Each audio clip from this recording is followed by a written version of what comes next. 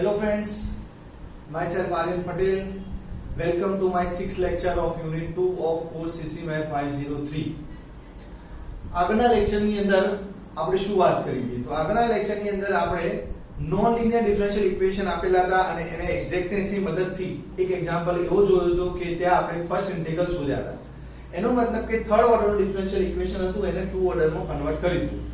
અને એ પ્રકારે આપણે ઇક્વેશન ધારો કે આપણને આપેલું હોય ડિફરન્શિયલ ઇક્વેશન તો એને સોલ્વ પણ કરી શકીએ બીકોઝ 3 ઓર્ડરનું ડિફરન્શિયલ ઇક્વેશન ને 2 ઓર્ડરમાં કન્વર્ટ કરી શકતા હોય તો 2 ઓર્ડરને આગળની પ્રોસેસ રિપીટ કરીને 1 ઓર્ડરમાં કન્વર્ટ કરીશું અને એ પ્રકારે આપણે y તરફ પહોંચીશું. ઓકે, અને એ પ્રકારે પણ આપણે સોલ્યુશન શોધી શકીએ. તો અહીં દાખલો અલગ છે.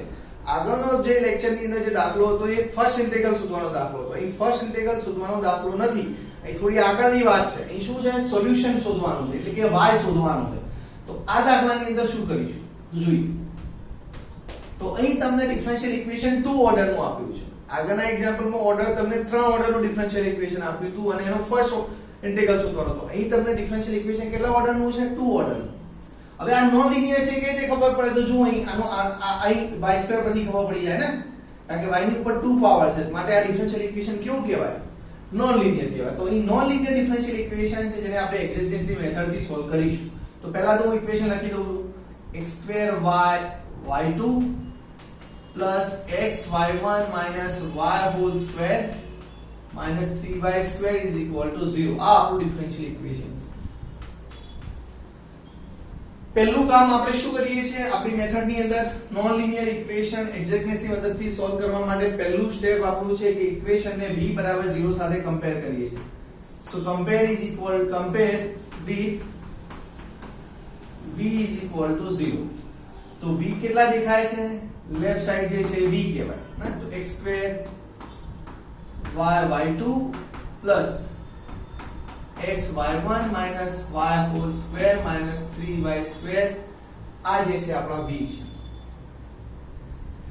હવે અહીં આપણે લાસ્ટ ટાઈમના લેક્ચરમાં તમને મેં વાત કરી હતી કે v પરથી પહેલા તમારે શું લખવાનું? u1 લખવાના. u1 કઈ રીતે લખવાના? તો જે ડેરિવેટિવ વાળું જે પદ છે, હાઈએસ્ટ ડેરિવેટિવ વાળું પદ છે એ સિલેક્ટ કરો. તો અહીં x2 y2 એ હાઈએસ્ટ ડેરિવેટિવ વાળું પદ છે.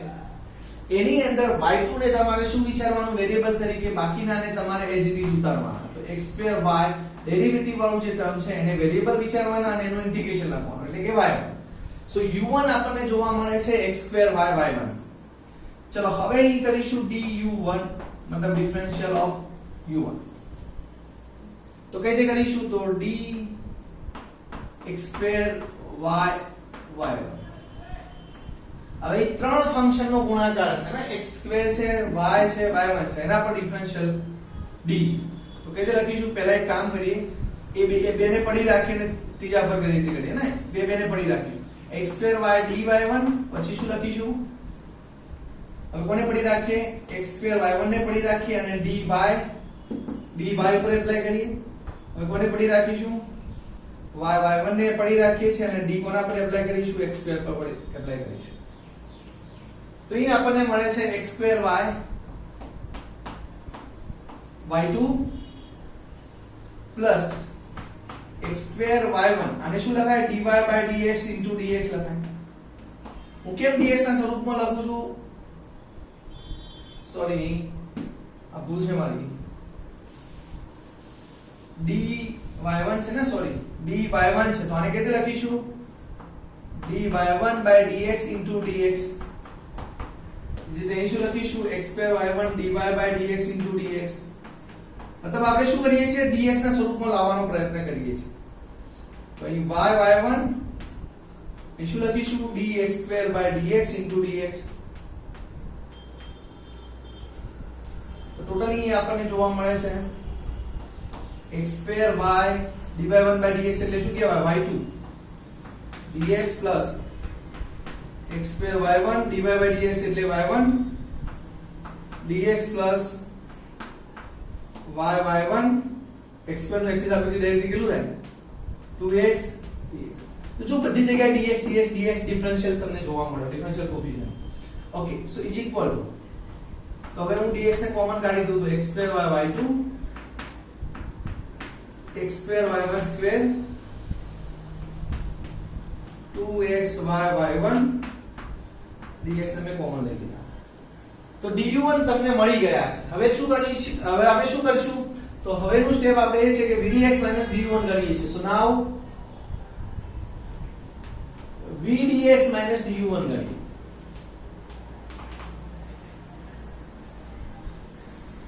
चलो vdx શું થશે? તો v કેટલા છે? x2y y2 પ્લસ હું એક કામ કરવાનું વિસ્તરણ કરીને જ લખું ને, કારણ કે કેન્સલ આઉટ થવાની સંભાવના રહેશે એટલા માટે. તો એનું વિસ્તરણ કરીને જ લખું. તો શું લખાશે? પહેલું પદ શું આવે? x2 y1 2. મધ્યમ પદ કેવું આવશે? -2xy y1 અને લાસ્ટ ટર્મ કયું આવશે? y2 -3y2 dx. પછી શું છે?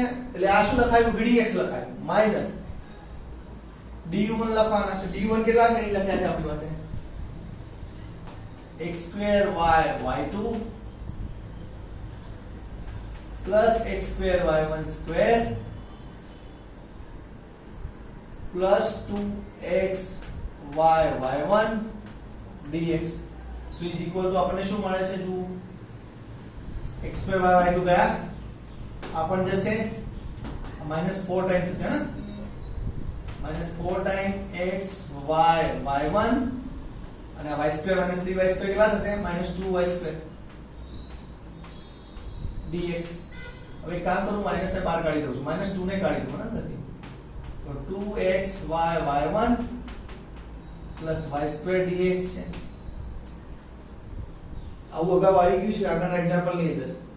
एक्चुअली वन डिफरेंशियल तरीके लखी शकाय છે. કોના ડિફરન્શિયલ તરીકે લખી શકાય? -2 d ઓફ સમથિંગ તરીકે લખી શકાય છે. તમે અગાઉ જોયું તો જુઓ y2 dx છે, એનો મતલબ કે y2 dx ક્યારે બનતું હોય? તો y2 સાથે જનરલી x હોય છે ત્યારે. તમે ચેક કરો પછી આને, હે ને, dx y2 તમને લાગે છે તો હું ચેક કરું છું બીકોઝ કરીને હું કેલ્ક્યુલેશન કરું. ચાલો dx y2 આપણે કેલ્ક્યુલેટ કરીએ તો dx y2 કેટલા થાય? x ને પડી રાખીએ dy2, y2 ને પડી રાખીએ d ઓવર x. હવે આનો તો કશું કરવાનું નથી, જે કરવાનું છે એ કરવાનું છે. તો dy2 y2 નું y ની સાપેક્ષે ડેરિવેટિવ કરીએ ને, ઇન્ટુ dy લખીએ પ્લસ y2 dx. તો આ તો શું થાય? 2y થાય. સો x into 2y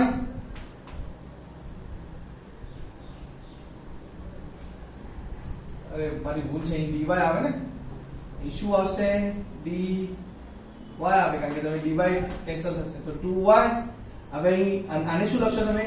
dy by dx into dx, because તમારે dx જોઈએ છે તો y2 dx.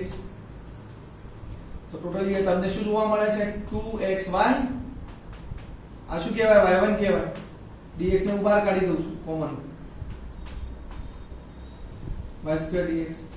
દેખાયું તમને? તો એનો મતલબ કે આ ઓકે છે.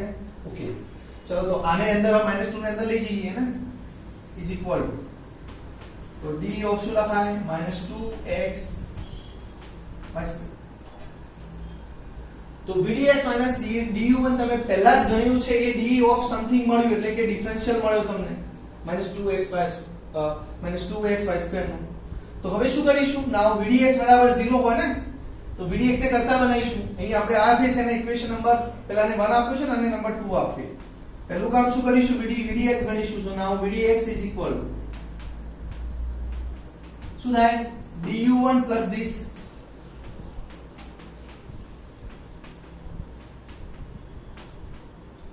તો આને તો શું લખાય? d of u1 2x y2. હવે vdx ઇઝ ઇક્વલ ટુ 0 હોય તો આ 0 થવાના છે. d of u1 2x y2 0 થવાના છે. તો આગળ શું કરીશું? જોઈએ ફરીથી હું એકવાર રિવાઇઝ કરી દઉં. આપણે શું કર્યું? અહીં પહેલું જે ડિફરન્શિયલ ઇક્વેશન આપ્યું હતું એને v બરાબર 0 સાથે સરખાયા એટલે v મળ્યા. એમાં હાઈએસ્ટ ડેરિવેટિવ વાળું ટર્મ પકડ્યું, એની અંદર જે y2 ડેરિવેટિવ હતા એનું વેરિયેબલ તરીકે વિચાર્યું અને એનું ઇન્ટિગ્રેશન લખ્યું, બાકીનું એઝ ઇટ ઇઝ પડી રાખ્યું, એટલે કે x2y ને એઝ ઇટ ઇઝ પડ્યા રાખ્યા. પછી du1 આપણે dx2y y1 બેને પડી રાખ્યા, ત્રીજાનો ડિફરન્શિયલ એ પ્રમાણે આપણે પ્રોસેસ કરી, હે ને, જે ડેરિવેટિવની પ્રોસેસ છે આધારે. તો આને પછી કોમનલી dx લાવવાનો પ્રયત્ન કર્યો તો dx કોમન આયા અને આ પ્રકારે આપણે du1 ગણ્યા. પછી vdx du1 ગણ્યા, એમાં જે વધે છે છેલ્લે એ છે d ઓફ સમથિંગ તરીકે તમે લખી શકો છો, તો લખાઈ ગયું છે. હવે vdx તમે કરતા બનાવો છો તો du1 પ્લસ શું વધશે du1 માઈનસ સોરી હા du1 પ્લસ કેમ આવું okay du1 plus okay du1 આ બાજુ આયા ને આ બાજુ પ્લસ છે ઓકે du1 minus 2xy2 છે તો d of u1 minus 2xy2 આયા તો vdx તમને કઈ રીતે મળ્યા d of u1 minus but vdx is equal to 0 છે because v 0 છે તો આના બરાબર 0 લખી શકાય so therefore આપણે શું લખશું d of u1 minus 2xy2 is equal to 0 થશે so આનું ઇન્ટિગ્રેશન કરો તો આનું ઇન્ટિગ્રેશન શું થાય u1 minus 2xy2 અને 0 નું ઇન્ટિગ્રેશન શું થાય c1 where c1 is a constant where c1 is a constant હવે u1 તો તમે કયા મળ્યા હતા અહીં આ x2y મૂકી દો અહીં ચલો તો હવે હું આટલા સુધીની જે પ્રોસેસ છે એ આ બાજુની પ્રોસેસ કાઢી દઉં છું હે u1 બરાબર આપણી પાસે યાદ રાખજો x2y y1 છે એ મૂકવાના છે કયા મૂકવાના છે x2y y1 चलो મૂકી દઉં u1 is equal to x square y1 બાકી બધું as it is 2xy square is equal to c1 ચલો આટલા સુધી આપણે પ્રોસેસ કરી એમાં આપણને મળ્યું શું એ જોઈ લો તો અહીં તમને એક ડિફરન્શિયલ ઇક્વેશન નવું મળ્યું છેલ્લે જે કેટલા ઓર્ડરનું છે જુઓ વન ઓર્ડરનું ડિફરન્શિયલ ઇક્વેશન છે તમને શરૂઆતમાં કેટલા ઓર્ડરનું ડિફરન્શિયલ ઇક્વેશન આપ્યું હતું તમને શરૂઆતમાં જે એક્ઝામ્પલ ની અંદર આપ્યું હતું ત્યાં 2 ઓર્ડરનું ડિફરન્શિયલ ઇક્વેશન હતું અહીં તમને કેટલા ઓર્ડરનું ડિફરન્શિયલ ઇક્વેશન મળે છે વન ઓર્ડરનું ડિફરન્શિયલ ઇક્વેશન તમને મળ્યું આ જે વન ઓર્ડરનું ડિફરન્શિયલ ઇક્વેશન છે એને આપણે વન ઓર્ડરનું ડિફરન્શિયલ ઇક્વેશન સોલ્વ કરવાની જે મેથડો છે એમોની જે મેથડ સુટેબલ હોય એ મેથડથી આપણે આને સોલ્વ કરીશું चलो तो આ ડિફરન્શિયલ ઇક્વેશન જો લાગ્રાન્જેસ લિનિયર સ્વરૂપમાં તો નથી કારણ કે લાગ્રાન્જેસ લિનિયર સ્વરૂપમાં તો કેવું આ y1 ને એક કામ કરું dy/dx લખી દો ના સમજણ પડે તો x2 બંને બાજુ x2 વડે ભાગી દઉં છું અને y1 ની જગ્યાએ શું લખી દઉં dy/dx લખી દઉં x2 વડે બંને બાજુ ભાગું તો શું વધે 2/x y2 c1/x2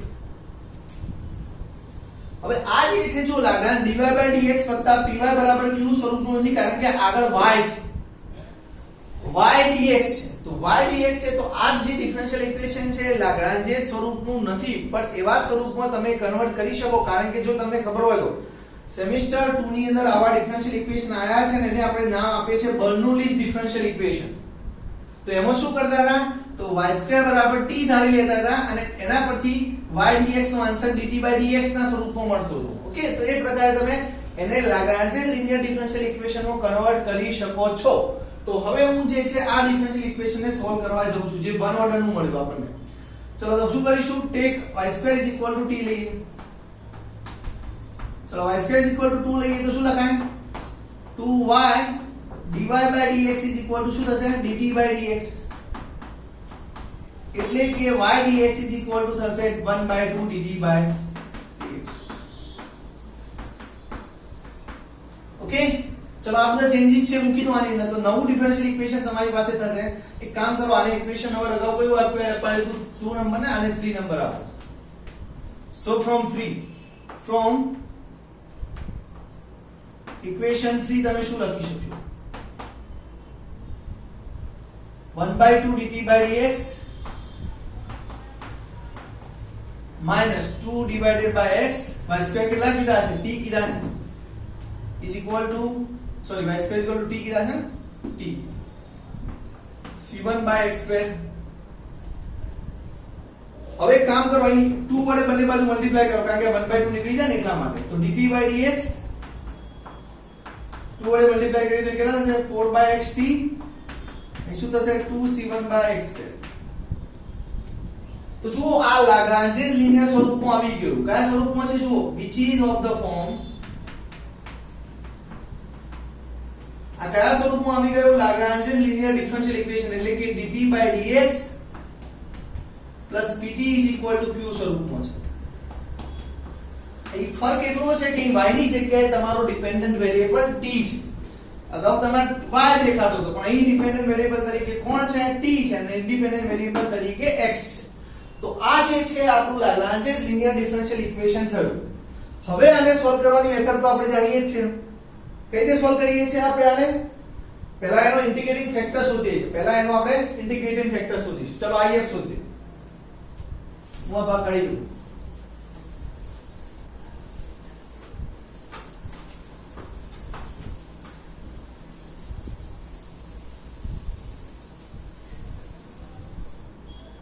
चलो IF शोधिए. तो IF એટલે કે ઇન્ટિગ્રેટિંગ ફેક્ટર કઈ લખે છે? e raised to p dx. આ p છે. તો e raised to p કેટલા છે અહીં આપણા એક્ઝામ્પલ ની અંદર? કમ્પેર કરો. -4/x છે. -4/x. હવે આ જે -4/x છે એમાં માઈનસ ને બાર સાઈડમાં વિચારો. -4 ને બહાર લઈ જાઓ. તો શું છે? 1/x છે. Sorry, integration with respect to x. તો -4 ને બહાર કાઢીએ તો અહીં 1/x વધે. 1/x નું ઇન્ટિગ્રેશન શું થાય? log x થાય. પણ આને તો કઈ રીતે લખાય? -4 ઘાતમાં લઈ જાઓ. log x છે ને, તો log ની પ્રોપર્ટી પ્રમાણે x ની -4 ઘાત થશે. તો e અને log ઇન્વર્સ ફંક્શન છે. તો લાસ્ટલી તમને શું મળશે? x⁻⁴. તો અહીં તમને IF મળી ગયો છે. નાઉ હવે આપણે શું લખીશું? સોલ્યુશન જનરલી આપણે કેવી લખીએ છીએ? y into IF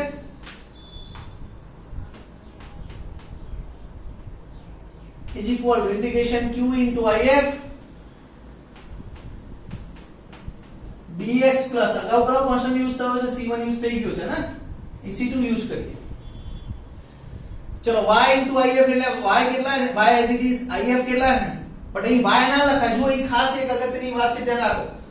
અગાઉ તમારું differential equation dependent variable y હતું. અહીં ડિપેન્ડન્ટ વેરીએબલ t છે. તો y ની જગ્યાએ તમારે શું લખવું પડશે? t લખવું પડે. ઇન્ડિપેન્ડન્ટ વેરીએબલ તો x જ છે, તો ઓકે, ત્યાં તો ઓકે x જ લખી શકાય. બટ ડિપેન્ડન્ટ વેરીએબલ t છે, તો t લખવું જોઈએ. t into IF ફોર્મ્યુલા બને. ચલો IF કેટલા છે અહીં? IF તો તમે ગણ્યા છે, x⁻⁴ છે. q કેટલા છે? તો q આ બાજુ જોઈ લો, 2c1/x² છે. IF આપણી પાસે છે x⁻⁴ dx plus c2. ચલો અહીં t બરાબર મૂકી દો. t શું હતા? ચલો તો મૂકવાના છે ને, t બરાબર y².